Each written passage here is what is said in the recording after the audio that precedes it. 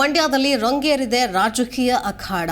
ಮಂಡ್ಯ ಲೋಕ ಅಖಾಡ ಗೆಲ್ಲುವುದಕ್ಕೆ ಎಚ್.ಡಿ. ಕುಮಾರಸ್ವಾಮಿ ಭಾರೀ ರಣತಂತ್ರವನ್ನು ಹೆಣಿತಾ ಇದ್ದಾರೆ. ಜಿಲ್ಲೆಯಲ್ಲಿ ಏಪ್ರಿಲ್ 16ನೇ ತಾರೀಕಿನಿಂದ ಏಪ್ರಿಲ್ 24ರವರೆಗೂ ಕೂಡ ಎಚ್.ಡಿ. ಕುಮಾರಸ್ವಾಮಿ ಪ್ರಚಾರ ಕಾರ್ಯದಲ್ಲಿ ತೊಡಗಲಿದ್ದಾರೆ. ಜಿಲ್ಲೆಯ 8 ತಾಲೂಕು ಕೇಂದ್ರಗಳಲ್ಲೂ ಕೂಡ ಒಂದು ಪ್ರಚಾರವನ್ನು ಮಾಡಲಿದ್ದಾರೆ ಎಚ್.ಡಿ. ಕುಮಾರಸ್ವಾಮಿ.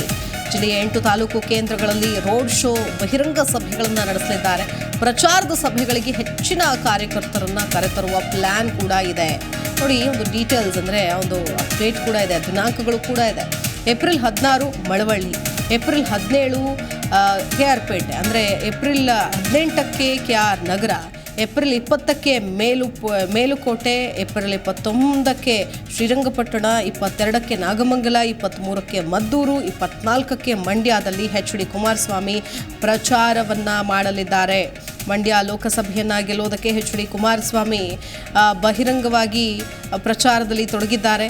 ಸೊ ಹೀಗಾಗಿ ಎಲ್ಲ 16ನೇ ತಾರೀಕಿನಿಂದ ಒಟ್ಟು 24ನೇ ತಾರೀಕಿನವರೆಗೂ ಕೂಡ ಸತತವಾಗಿ ರೋಡ್ ಶೋ, ಪ್ರಚಾರ ಕಾರ್ಯಕ್ರಮಗಳಲ್ಲಿ ಭಾಗಿಯಾಗಲಿದ್ದಾರೆ ಮಾಜಿ ಮುಖ್ಯಮಂತ್ರಿ ಎಚ್.ಡಿ. ಕುಮಾರಸ್ವಾಮಿ. ಯಾಕಂತಂದರೆ ಕಾಂಗ್ರೆಸ್ನವರು ಕೂಡ ಒಂದು ರೀತಿಯಾಗಿ ಪ್ರತಿಷ್ಠೆಯಾಗಿ ಮಂಡ್ಯ ಜಿಲ್ಲೆಯನ್ನು ತೆಗೆದುಕೊಂಡಿರೋದ್ರಿಂದ ನೇರ ಪೈಪೋಟಿ ಇದೆ.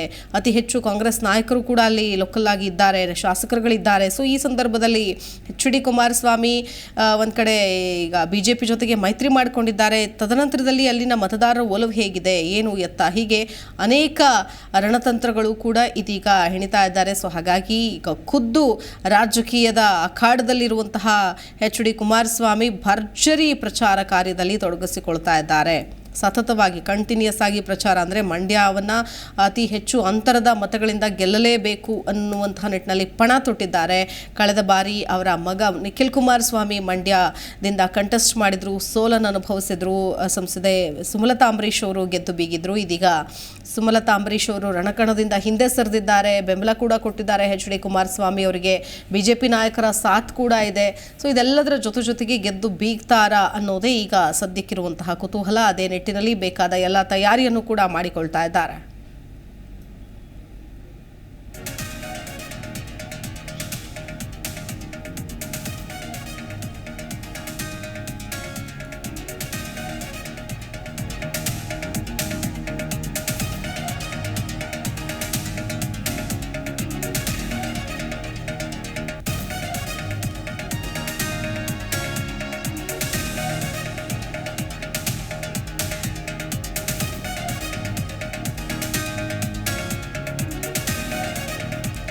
ಇದೇ ವಿಷಯಕ್ಕೆ ಸಂಬಂಧಪಟ್ಟಂತೆ ಮತ್ತಷ್ಟು ಡೀಟೇಲ್ಸ್ ಕೊಡ್ತಾರೆ ನಮ್ಮ ಪ್ರತಿನಿಧಿ ರಾಘವೇಂದ್ರ. ದೂರವಾಣಿ ಸಂಪರ್ಕದಲ್ಲಿ ಜಾಯ್ನ್ ಆಗ್ತಾ ಇದ್ದಾರೆ. ರಾಘವೇಂದ್ರ, ಒಂದು ಕಡೆ ಶ್ರೀಗಳ ಆಶೀರ್ವಾದ ಜೊತೆಗೆ ಒಕ್ಕಲಿಗರ ಒಂದು ವಿಚಾರ ಅಂತ ಬಂದಾಗ ಪೈಪೋಟಿ ನಡೀತಾ ಇದೆ. ಡಿ.ಕೆ. ಶಿವಕುಮಾರ್ ಇವರ ನಡುವಿನ ಮಾತಿನ ವಾಕ್ಸಮರ ಒಂದು ಕಡೆ ಆದರೆ, ಮಂಡ್ಯದಲ್ಲಿ ಇಬ್ಬರೂ ಕೂಡ, ಡಿ.ಕೆ. ಶಿವಕುಮಾರ್ ಕೂಡ ಇದನ್ನ ಪ್ರತಿಷ್ಠೆಯ ಕಣವಾಗಿ ತೆಗೆದುಕೊಂಡಿದ್ದಾರೆ. ಮಂಡ್ಯವನ್ನ ತಮ್ಮ ಅಭ್ಯರ್ಥಿಯನ್ನ ಗೆಲ್ಲಿಸಬೇಕು ಅನ್ನುವಂತಹ ರಣತಂತ್ರ ಹೆಣಿತಾ ಇದ್ದಾರೆ. ಇದಕ್ಕೆ ಪೂರಕವಾಗಿ ಎಚ್.ಡಿ. ಕುಮಾರಸ್ವಾಮಿ ಸತತ ಪ್ರಚಾರದಲ್ಲಿ ಭಾಗಿಯಾಗ್ತಾ ಇದ್ದಾರೆ. ಡೀಟೇಲ್ಸ್ ನೋಡೋದಾದ್ರೆ ಎಸ್ ಶಿಲ್ಪ, ಏನು ಮಂಡ್ಯ ಲೋಕಸಭಾ ದಿನಕ್ಕೆ ಹೇಳ್ತಾ ಇದೆ. ಅದರಲ್ಲೂ ಕೂಡ ಈಗ ಮಂಡ್ಯದ ಮೈತ್ರಿ ಪಕ್ಷದ ಅಭ್ಯರ್ಥಿಯಾಗಿ ಸ್ಪರ್ಧೆಗಿಳಿದಿರುವಂತಹ ಎಚ್.ಡಿ. ಕುಮಾರಸ್ವಾಮಿ ಅವರು ಇದೀಗ ಸತಾಯಗತಾಯ ಮಂಡ್ಯ ಕ್ಷೇತ್ರವನ್ನ ಮತ್ತೆ ಗೆಲ್ಲಬೇಕು ಅನ್ನೋ ನಿಟ್ಟಿನಲ್ಲಿ ಈಗ ಸತತ ಪ್ರಚಾರವನ್ನ ಏಪ್ರಿಲ್ 16ರಿಂದ ಏಪ್ರಿಲ್ 24ರವರೆಗೂ ಕೂಡ ಪ್ರತಿ ತಾಲೂಕು ಕೇಂದ್ರಗಳಲ್ಲೂ ಕೂಡ ರೋಡ್ ಶೋ ಹಾಗೂ ಏನು ಬಹಿರಂಗ ಸಭೆಯನ್ನ ಆಯೋಜನೆ ಮಾಡಿಕೊಂಡಿದ್ದಾರೆ. ಈ ನಿಟ್ಟಿನಲ್ಲಿ ಕೂಡ ಈಗ ಏನು ಕುಮಾರಸ್ವಾಮಿ ಅವರು ಖುದ್ದು ಅಖಾಡಕ್ಕಿಳಿದು ಪ್ರಚಾರ ಕಾರ್ಯವನ್ನ ಮಾಡ್ತಿದ್ದಾರೆ. ಹೀಗಾಗಿ ಕೂಡ ಜಿಲ್ಲೆಯ ಜೆಡಿಎಸ್ ಕಾರ್ಯಕರ್ತರು ಹಾಗೂ ನಾಯಕರಲ್ಲಿ ಒಂದು ಹೊಸ ಹುಮ್ಮಸ್ಸು ಬಂದಿದೆ. ಈ ನಿಟ್ಟಿನಲ್ಲಿ ಏನು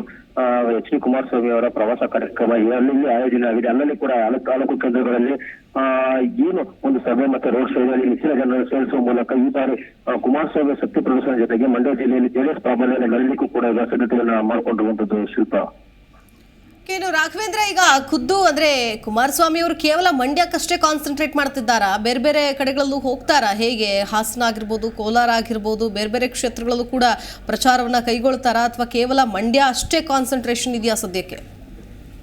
ಸದ್ಯಕ್ಕೆ ಈಗ ಕುಮಾರಸ್ವಾಮಿ ಅವರು ಇಡೀ ರಾಜ್ಯದಲ್ಲಿ ಕೂಡ ಮೈತ್ರಿ ಆಗಿರೋದ್ರಿಂದ ಮೈತ್ರಿಯ ಅಭ್ಯರ್ಥಿ ಪರವಾಗಿ ಕುಮಾರಸ್ವಾಮಿ ಅವರು ಕೂಡ ಸ್ಟಾರ್ ಕ್ಯಾಂಪೇನರ್ ಆಗಿ ಪ್ರಚಾರಕ್ಕೆ ಹೋಗ್ತಾ ಇದ್ದಾರೆ. ಹಾಗಾಗಿ ಈ ನಿಟ್ಟಿನಲ್ಲಿ ಅವರಿಗೆ ಮಂಡ್ಯ ಹಾಗೂ ಬೆಂಗಳೂರು ಗ್ರಾಮಾಂತರ ಎರಡೂ ಕ್ಷೇತ್ರಗಳು ಕೂಡ ಸಾಕಷ್ಟು ಒತ್ತಡ ಇದೆ. ಯಾಕೆಂದ್ರೆ ಒಂದು ಕಡೆ ತಮ್ಮ ಭಾವರನ್ನ ಗೆಲ್ಲಿಸಿಕೊಂಡು ಬರಬೇಕಾದಂತ ಅನಿವಾರ್ಯತೆ ಕೂಡ ಇರುವಂತದ್ದು, ಮತ್ತೊಂದು ಕಡೆ ಖುದ್ದು ಮಂಡ್ಯ ಕ್ಷೇತ್ರದಲ್ಲಿ ಗೆಲ್ಲಬೇಕಾಗಿರುವಂತಹ ಒತ್ತಡ ಇದೆ. ಈ ನಿಟ್ಟಿನಲ್ಲಿ ಎರಡೂ ಕ್ಷೇತ್ರಗಳಲ್ಲಿ ಹೆಚ್ಚಿನ ಒಂದು ಕಾನ್ಸಂಟ್ರೇಟ್ ಅನ್ನ ಮಾಡಿ ಉಳಿದ ಕ್ಷೇತ್ರಗಳಿಗೂ ಕೂಡ ತಮ್ಮ ಬಿಡುವಿನ ಏನು ಇದರಲ್ಲಿ ಕೂಡ ಅವರು ಪ್ರಚಾರ ಕಾರ್ಯಕ್ಕೆ ಹೋಗುವಂತ ಮೂಲಕ ಈ ರಾಜ್ಯದಲ್ಲಿ ಮತ್ತೆ ಜೆಡಿಎಸ್ ಹಾಗೂ ಬಿಜೆಪಿ ಏನು ಮೈತ್ರಿ ಆಗಿದೆ, ಈ ಮೈತ್ರಿಕೂಟದ ಒಕ್ಕೂಟದಲ್ಲಿ 22 ಕ್ಷೇತ್ರವನ್ನು ಕೂಡ ಗೆಲ್ಲಲಿಕ್ಕೆ ಒಂದು ಪ್ರಯತ್ನವನ್ನ ಮಾಡ್ತಿರುವಂತದ್ದು ಶಿಲ್ಪ. ಓಕೆ, ಧನ್ಯವಾದ ರಾಘವೇಂದ್ರ ಡೀಟೇಲ್ಸ್ಗಾಗಿ.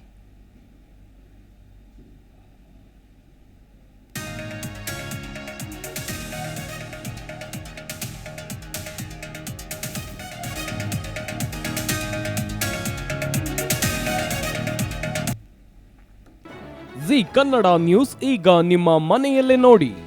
ಎಲ್ಲ ಕೇಬಲ್ಗಳಲ್ಲಿ ಈಗ ಲಭ್ಯ.